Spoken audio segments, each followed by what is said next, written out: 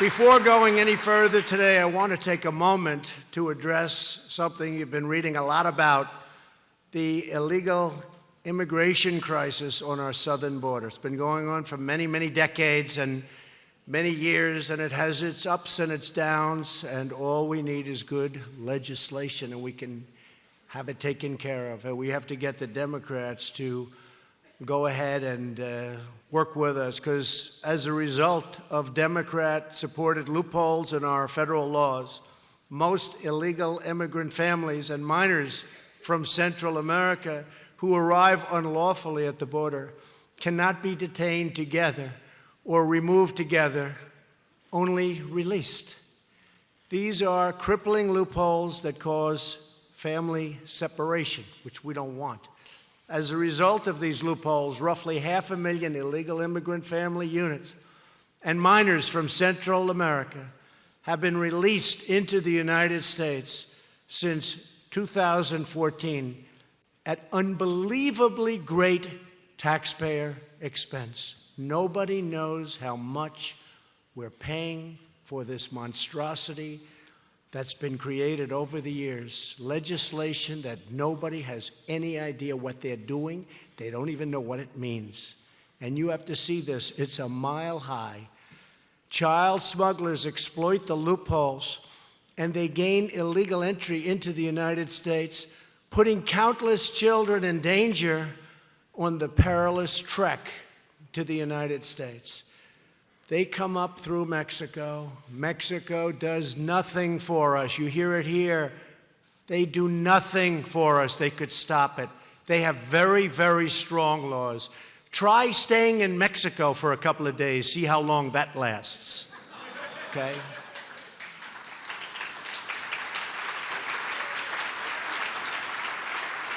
They do nothing for us, and I see it through NAFTA. I see with the $100 billion plus that they make on trade through NAFTA, one of the worst deals ever made by this country, a disaster. And we're trying to equalize it. And it's not easy, but we're getting there. It's not easy. And we're going to take care of our American farmers, and we're going to take care of our manufacturers and our manufacturing jobs. But they're making unbelievable amounts of money. And that's not including the drugs that are flowing through our border because we have no wall and we have no protection. The drugs that are coming in from Mexico and through the southern border is disgraceful. So we'll see whether or not we can make a reasonable NAFTA deal, or deal doesn't have to be called NAFTA. We can do one-on-one with Mexico, one-on-one with Canada. And by the way, Canada, they like to talk. They're our great neighbor. They fought World War II with us. We appreciate it. They fought World War I with us, and we appreciate it, but we're protecting each other. There was a story 2 days ago in a major newspaper talking about people living in Canada coming into the United States and smuggling things back into Canada because the tariffs are so massive. The tariffs to get common items back into Canada are so high that they have to smuggle them in. They buy shoes and they wear them. They scuff them up. They make them sound old or look old. No, we're treated horribly. Dairy, 275% tariff. So basically that's a barrier without saying it's a barrier. And I told them, if they don't change their ways, so we have a tremendous deficit. People say, well, there's really not that much of a deficit. Well, they're not including two things, energy and timber. And those are the two big things when it comes to Canada. Now, we have to change our ways. We can no longer be the stupid country. We want to be the smart country.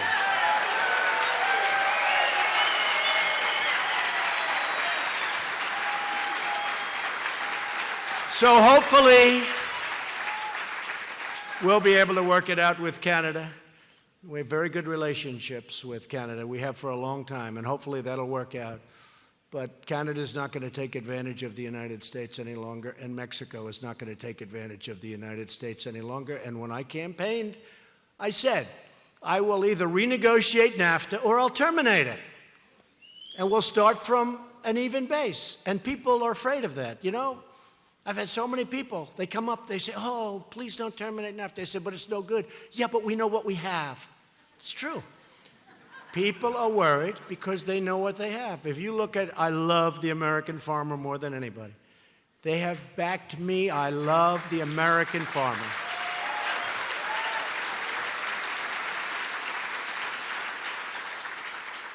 And by the way, I'll tell you in a little while because it's in one of my notes, the American farmer virtually will not have to pay any more estate tax on their farms when they pass away and they want to leave it to their children. And that goes for almost all small businesses. You won't have the estate tax to pay anymore, which was crippling. That was in our bill.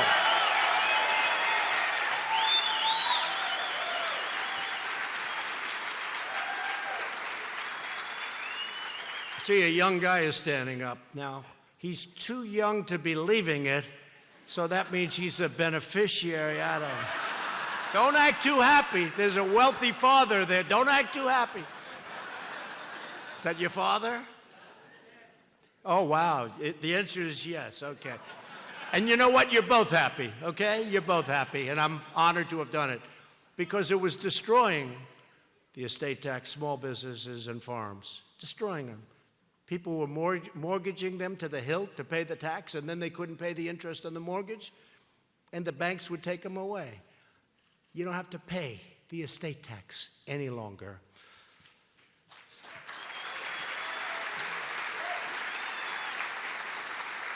In most cases. In other words, loopholes.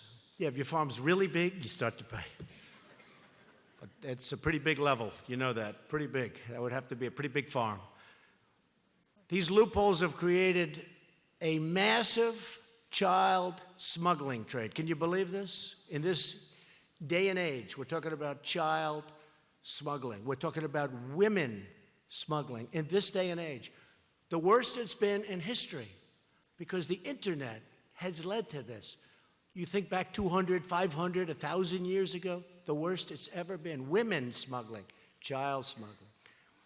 Since last year, child smugglers, who are very, very sophisticated, they've learned the loopholes in this horrible, rotten system that the Democrats have to help us fix because we need the votes.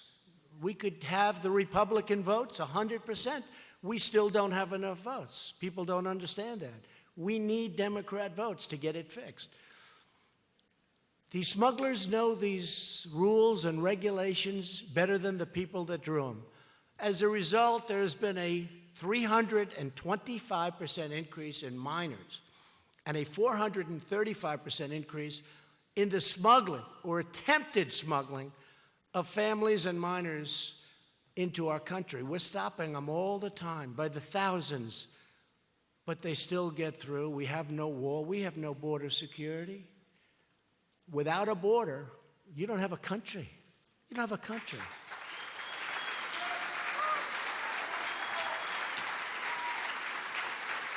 Under current law, we have only two policy options to respond to this massive crisis. We can either release all illegal immigrant families and minors who show up at the border from Central America, or we can arrest the adults for the federal crime of illegal entry. Those are the only two options: totally open borders or criminal prosecution for lawbreaking. And you want to be able to do that. We don't want people pouring into our country. We want them to come in through the process, through the legal system, and we want ultimately a merit-based system where people come in based on merit.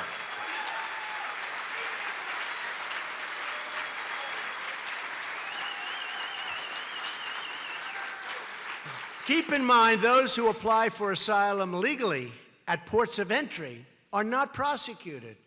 The fake news media back there doesn't talk about that. They're fake. They are helping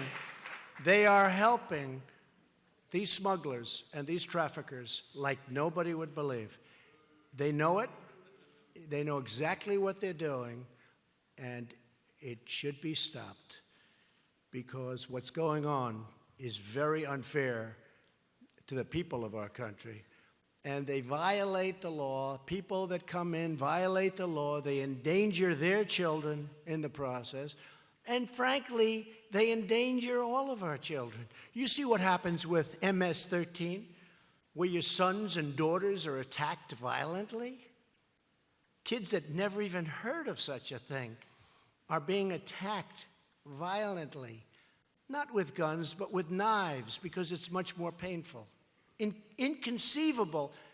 Here we are talking about business. Inconceivable that we even have to talk about MS-13 and other gangs. They attack violently, the most painful way possible. And a bullet is too quick. And we're allowing these people into our country? Not with me. We're taking them out by the thousands. We're taking them out by the thousands.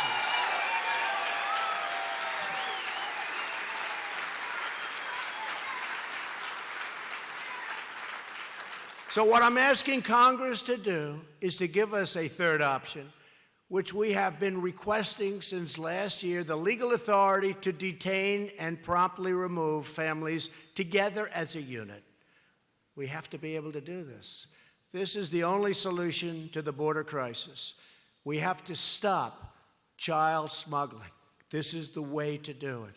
And ultimately, we have to have a real border, not judges. Thousands and thousands of judges they want to hire. Who are these people? When we vet a single federal judge, it goes through a big process. Everybody that's ever met her or him, they come, they complain, they don't complain, they say he's brilliant, she's brilliant, he's not smart enough to be a judge. Now we're hiring thousands and thousands. What country does this? Judges. I won't say it. I refuse to say it. I hope they picked that up back there. They won't.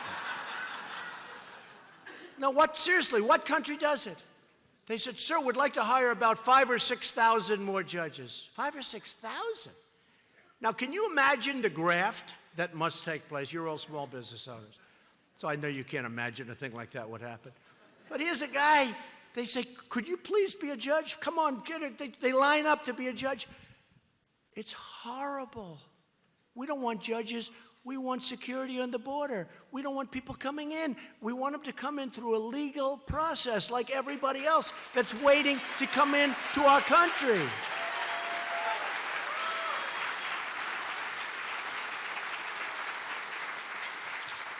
And it got so crazy that all of these thousands, we now have thousands of judges, border judges, thousands and thousands. And by the way, when we release the people, they never come back to the judge anyway. They're gone. They're in your system. That's it. If they're good, that's great. And if they're bad, you'll have killings, you'll have murders, you'll have this, you'll have that, you'll have crime.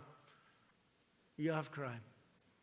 And remember, these countries that we give tremendous foreign aid to in many cases, they send these people up, and they're not sending their finest. Does that sound familiar? Remember I made that speech and I was badly criticized? Oh, what's so terrible what he said. Turned out I was 100% right. That's why I got elected.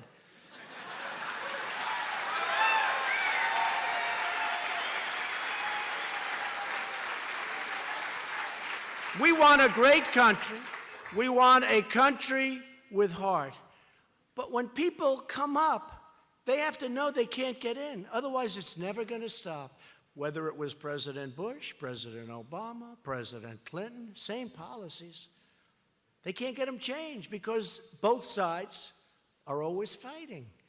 This is maybe a great chance to have it changed. But one of them says, we want to hire 5,000 more judges.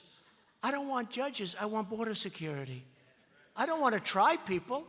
I don't want people coming in. Do you know if a person comes in and puts 1 foot on our ground, it's essentially welcome to America, welcome to our country. You never get them out because they take their name, They bring the name down, they file it, then they let the person go. They say, show back up to court in 1 year from now. 1 year. But here's the thing. That in itself is ridiculous. Like 3% come back. The other thing they have is they have professional lawyers. Some are for good, others are do-gooders, and others are bad people. And they tell these people exactly what to say. They say the following. They write it down. I am being harmed in my country. My country is extremely dangerous. I fear for my life. Say that. Congratulations. You'll never be removed. This is given to them by lawyers who are waiting for them to come up. And they're not all bad people. They're impractical people. But in a way, that's cheating because they're giving them statements. They're not coming up for that reason. They're coming up for many other reasons, and sometimes for that reason. There's been a 1,700% increase in asylum claims over the last 10 years. Think of that. Think of that. We're a great country, but you can't do that. Smugglers know how the system works. They game the system. They game it. It's so easy for them. They're smart. They didn't go to the Wharton School of Finance. They did. But you know what? They're really smart. The United States has just surpassed Germany as having the most asylum seekers of any nation on earth. Can you imagine that? Can you imagine? And Germany, we talk about Germany. They allowed millions of people in. And by the way, their crime from the time they started is up more than 10%. And that's one of the reasons it's at that level is because they don't like reporting that kind of crime. So they put it down as different kind of crime. But their crime is up more than 10% since they started taking them in. I heard somebody said that crooked Hillary Clinton was questioning that statistic. She said, it's not true. It's not true. Didn't she already have her chance?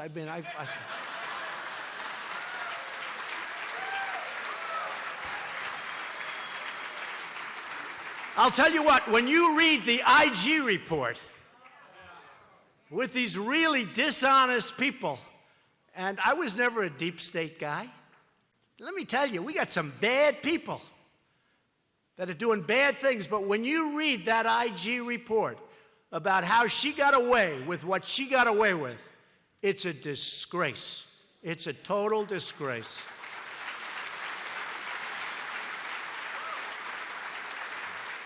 And you ought to see the hearings that are right now on television, but that folks are being, they're going on to the mainstream fake news media. They want to focus on immigration because they want to keep the cameras away from the hearings, because those hearings are not good for them. In fact, they're a disaster for them. The whole thing is a scam. It's a scam. And what's happened is a disgrace. So we have a House that's getting ready to finalize an immigration package that they're going to brief me on later, and that I'm going to make changes to.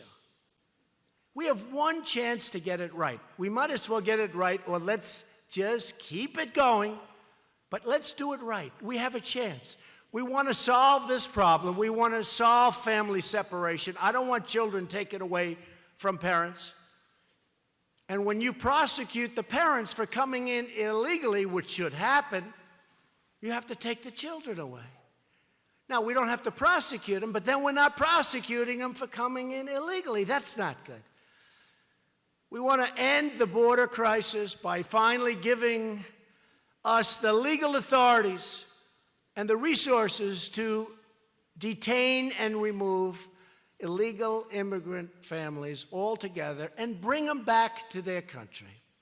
We have to bring them back to their country. Now think of all that aid that we give some of these countries.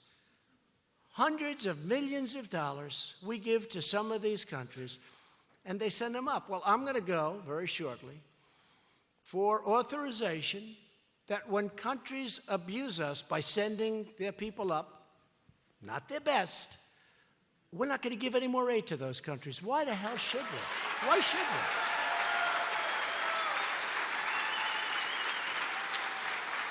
So this is a responsible, common sense approach that all lawmakers should embrace, Democrats and Republicans. And remember, we need the Democrats. People say, oh, you have the majority. Well, in the Senate, we have one, but you need 60. So we'll be at, if we get 100%, we'll be at 51. 100%. We'll be at 51. So we need 9 votes. We need 10, 12, 13 votes. We have to have Democrat support because we need to go not just a majority, unfortunately, which we could get. We need to go to 60 out of 100. We need Democrat support. They don't want to give it because Democrats love open borders. Let the whole world come in. Let the whole world, MS-13 gang members from all over the place, come on in. We have open borders. And they view that possibly intelligently, except that it's destroying our country. They view that as potential voters. Someday, they're going to vote for Democrats because they can't win on their policies, which are horrible. They found that out in the last presidential election.